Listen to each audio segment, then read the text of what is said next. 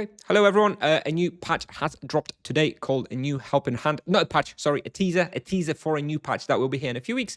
There are some interesting things here, some less interesting things. The two big takeaways that I like from this one, potentially, first one is I think there's a few things in here that kind of give us a hint that maybe a 6th vocation will be coming in the future. I'll talk about it in a minute, so stay tuned for that.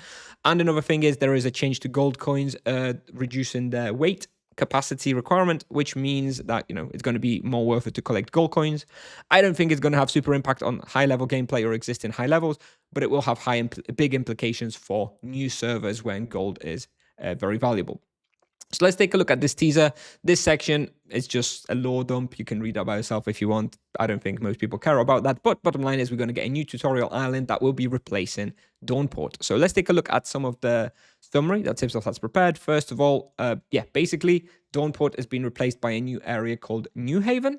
And players can no longer change their vocation after making the initial choice or return to New Haven once they have left it. So this means that once you start on New Haven as a knight, you stay as a knight, you leave to main as a knight, etc. So unlike Dawnport, you won't all be leveling as, mages. You'll be leveling as the vocation you want to be. And you will not be able to come back, which means you will no longer be able to rook yourself. And spoiler alert, this rooking bit, as we're going to explore that a little bit more, is why I think a 6th vocation may be in the works. Moving on, there's an NPC dialogue interface. We don't know how that's going to look. They haven't shared this as part of this teaser, but there's going to be some new pop-up interface for progressing quests and communication with the NPC. I think that's awesome. I think that will be much better. I hate the current high mission, yes, high mission, yes, high mission, yes bullshit. So this is good. I think if they make it right, I mean, they may mess up the UX, but we'll see.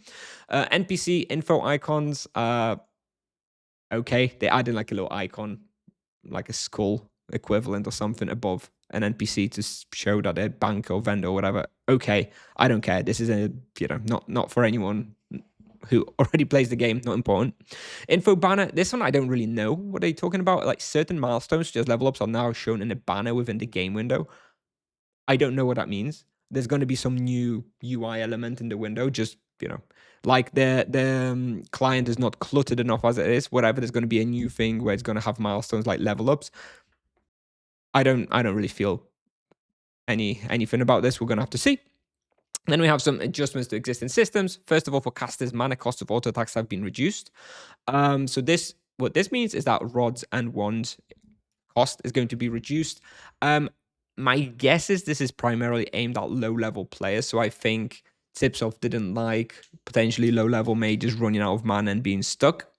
So I wouldn't be surprised if like the lowest level rods and wands have 0 mana cost. Maybe it'll be like 1 mana. I don't know. Maybe it'll be 0. We'll have to see. And paladins receive more arrows through arrow call. Okay.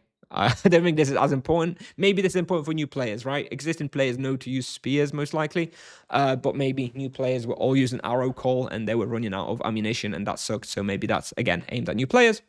The range difficulty system has been simplified. In this context, low-level paladins will now hit more often regardless of how far they stand from the target, as long as there is distance to it, and this change has no impact on characters of higher distance level. Basically, this makes lower level paladins a little bit stronger.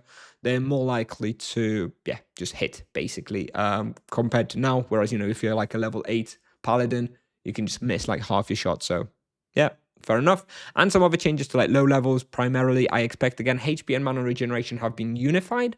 I missed this part when I read this earlier. Have been unified. What does that mean? HP and mana regeneration have been unified. Is it now going to be exactly the same for both mana and health? Are EKs still going to get more health regeneration, mages more mana regeneration? Are they like now always the same? I wonder what this word unified means in this context. I feel like we're going to need a little bit more information. It's strange. This word unified has thrown me here a little bit. So maybe everyone will regenerate the same. I don't know. Mages, yeah. Well, we'll see. We'll see exactly what this means, because I think it's not clear what this means. And also increased compared to the current system. Now, I don't think this is going to be much more. I doubt they want to because the more they increase it, the fewer supplies people use, causing an inflation and stuff. I think it's unlikely that this regeneration is going to be anything significant, but this is the important part. Regeneration now always occurs and is higher when the character is not hungry. Again, I think this is a change aimed primarily at like low-level mages, because you'd have like this low-level 8 mage, he'd run out of mana, he couldn't use his rod. It would suck for a new player, so they're trying to help the new player experience. So I think basically the regeneration with when you're not hungry will be enough to sustain like your mana and rod costs at low levels. Probably not enough to be anything significant for, higher levels. So probably don't get too excited about it, but this is a good change for low levels, probably. Then we have an attack animation. New optional animation for melee weapons appears in the game window whenever an auto attack is performed. Now, this probably means the character model like swings or something. You see this in some other Tibia-like games when they like swing to attack. Maybe a monk will like throw a fist or something. Okay, I'm not sure this is going to be super useful. It may actually make it easier for you to know if you've hit your auto attack or not, instead of having to rely on the sound cue, instead have the visual cue. Maybe this will be better. Maybe this will be okay. I don't feel very strongly about this either just yet, but we'll see. Now, here is a big one. This is the big one. Reduction of the weight of gold coins and empty potion flasks. So first, let's talk about the weight of gold coins. So this means, it's reduced from 0.1 to 0.01 per coin, which means it's 10x reduced. So previously, like right now, 1,000 gold weighs 100 Oz, and after this, 1,000 gold will weigh 10 Oz, right? 10x less. Now, what this means for existing servers is not lots. It does mean that maybe mages and paladins or people with like lower cap will start picking up gold coins. But I think knights and monks, generally speaking, collected gold coins anyway, especially at higher levels. Like I, on my monk, collect gold all the time. I have plenty of capacity, so that doesn't really affect me all that much. However, what this does do is it definitely increases the value of the gold pouch, if you think about it. So I'll just run an example. I ran this example on my stream a little bit earlier. But imagine right now, if you collect 100,000 gold, that would weigh 10k capacity. For that 100,000 gold, if you didn't have a gold pouch, you would need 50 backpacks. Those 50 backpacks would weigh approximately 900 Oz. 900 ounces, 900 capacity, whatever. So you'd have the gold would weigh 10,000, while the backpacks would weigh 900. So, only 9% of the overall weight of the gold associated, capacity. With this change, the same amount of gold only weighs 1,000, while the backpacks to hold it still weigh 900. So now instead of being 9% of the overall weight, it's like 45, 48% or something. Suddenly, the backpacks are a big part of the weight you need to hold gold coins. And the gold pouch functions in such a way that it basically removes the need for backpacks. So previously, by buying the gold pouch, you saved like 9% of the capacity that you'd need for carrying gold. Now, with the gold pouch, you save like almost 50% of the capacity you need to carry gold. So obviously, gold pouch is certainly a lot better. And this is where I think the implication comes for like new servers. On new servers, when Tibia coins are like 500 gold, on like day one, gold is super valuable. And you low level, you don't have very much cap. I think gold pouches are going to be way, way, way more popular and worth it on new servers if you're going to be like seriously playing on a new server. So I think this change likely has some strategy behind it from Tipsoft of wanting to sell more gold pouches. They probably realize gold pouches don't provide as much value at the moment. And this, I think, does improve the value proposition of the gold pouch. So I think this will impact new servers in such a way that people will collect more gold and will spend more money on gold pouches. So we are likely also to see that the value of Tibia coins on new servers will be going up a little bit faster than it used to previously, because there will be more gold being generated through people picking up because it weighs a little less. Furthermore, we have another change to empty potion flasks. This one is not as impactful. This basically reduces the capacity for empty flasks by about 25 to 50%, which is, it's kind of significant, but not really all that big, really. Again, doesn't really impact existing, characters and high levels, but it will impact positively low levels, especially on new servers where flasks are very expensive because people use them for like casks, right? And flasks are like 20, 30 gold week one and stuff. So it's insane. Now that they're going to be a lot smaller, especially a lot lighter, especially the small ones, from 1.5 to 0.75, that's half the capacity. Again, that's like a nice change for new servers and for people to be using casks, spending money on casks. Tipsoft always wins. And we have a little bit more information here about Rookgaard. So if you want to visit Rookgaard with an existing character, make sure to do so before the feature goes live. If your character dies after the release on main, returning to Rookgaard will no longer be possible. In other words, players will no longer be able to rook their characters. New characters will still get the possibility to travel to Rookgaard from the new starting area, but returning to Rookgaard after leaving it is no longer possible. Related achievements. So this section we'll return to in a second when it comes to the 6th Vocation. Keep going here. Related achievements have been modified to remain accessible to everyone. With release, I guess they mean with the release of this patch, the Berserker, Mastermind, and Sharpshooter potions, as well as the Jack to the Future quest, will become available to everyone. All vocations can use the potions without effect to earn the achievement, and players can replay the quest for an alternative achievement by paying a high fee of gold. For what it's worth, in the comments, Tipsoft already confirmed that this will also affect quests like the Dream, whatever, the one with like the Nightmare Nights and stuff, the Jinn quest, the Blood Brothers quest with the History Face achievement. Basically, there will be a few quests that they will allow you to repeat over and over and over to get all the relevant achievements. You're going to have to pay a high fee of gold. What that means, I don't know, probably a few KK or something. So basically, people who rooked themselves in the past to get those exclusive achievements, they're not happy. Definitely not happy. I don't think this means you'll be able to unlock both Djinns on one character. What I think it means is that you'll complete one Djinn, get the achievement. You'll be able to reset the quest to like initial state, keep the achievement, and then do the other Djinn, get that achievement, but you'll still only have like the latest Djinn that you completed, right? So I don't think you'll be able to have both Djinns, but you will be able to reset which gene you currently have. So if you're really desperate, you can switch between the two, but I think it probably won't be worth it for the fee.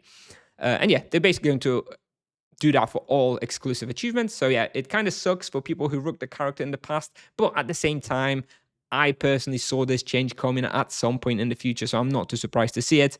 But yeah, that's what's happening. Another little point here, at release, all characters present on Dawnport will be fully reset. Okay? Those who wish to retain the progress must depart from Dawnport in advance. This is yet another line that's very important for the 6th Vocation, which we'll come back to in a moment.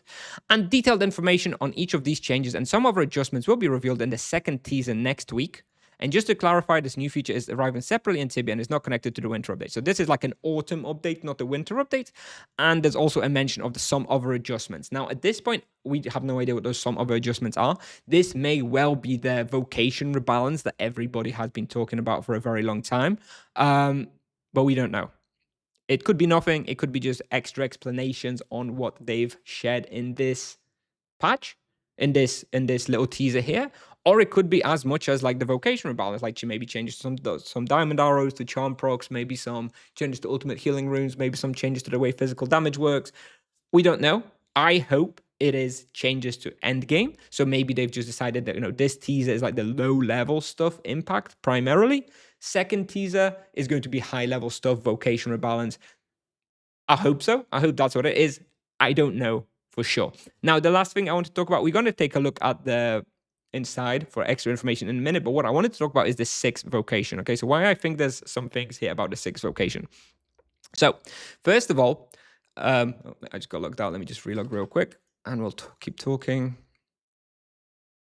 Okay, so first of all, they are no longer allowing you to rook yourself. Okay, why are they not allowing you to rook yourself?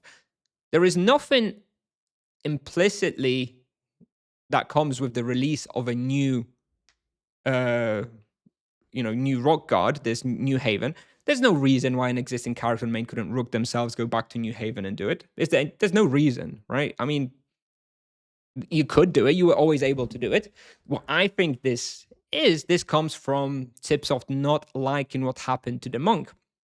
And that when the monk was released, people bought, characters, rooked them to keep the charm points, bestiary points, to keep the prey slots, to keep the charm extensions, etc., etc.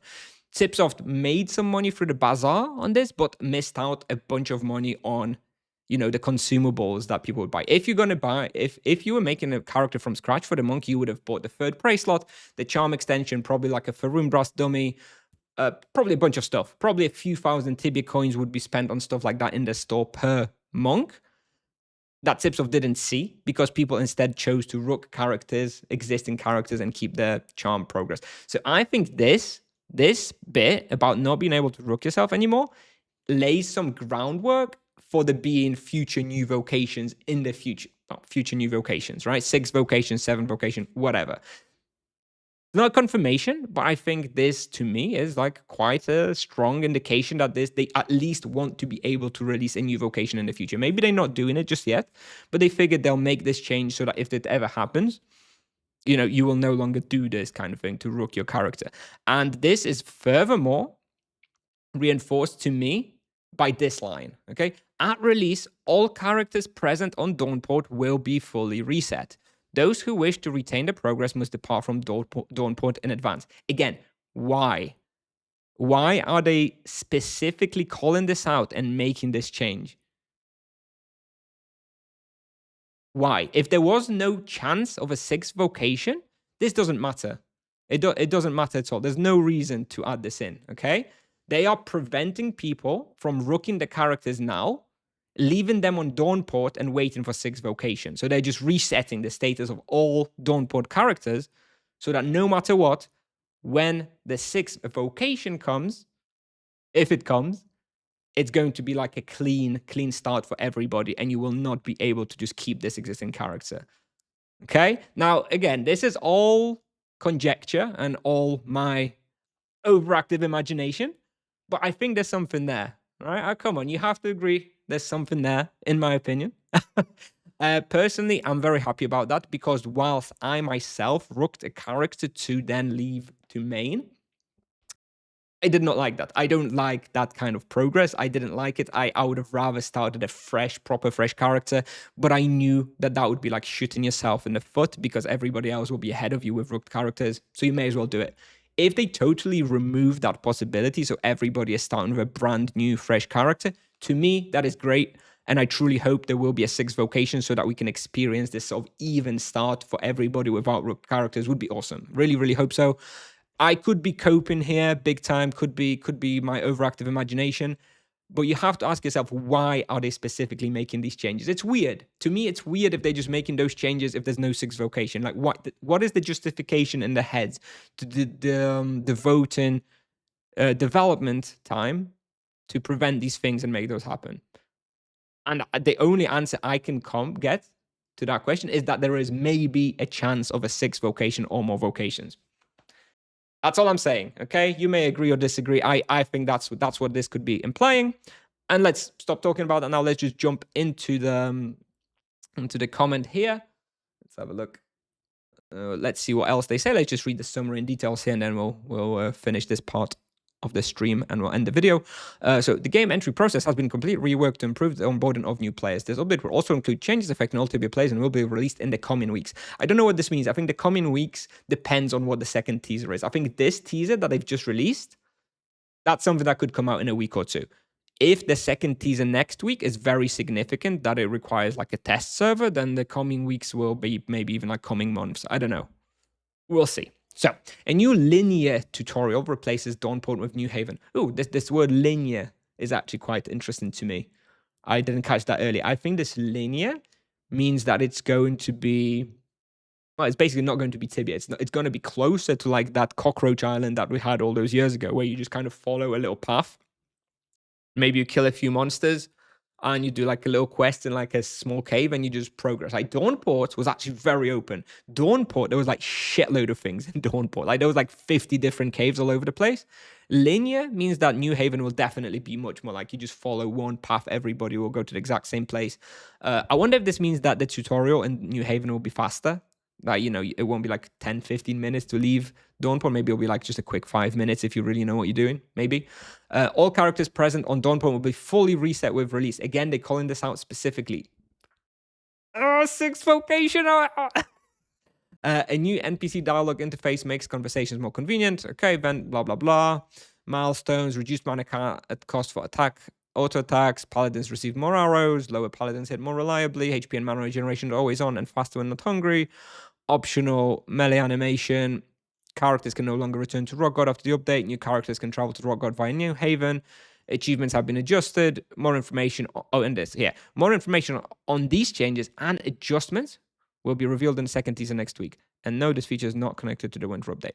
Okay, so that's basically all we have. Like I say, it's kind of bit of everything in here. I do think that realistically the biggest impacts here that players will see is through the gold coin cap reduction, which will have impact to the value of the gold pouch. So I think more people will start buying gold pouches.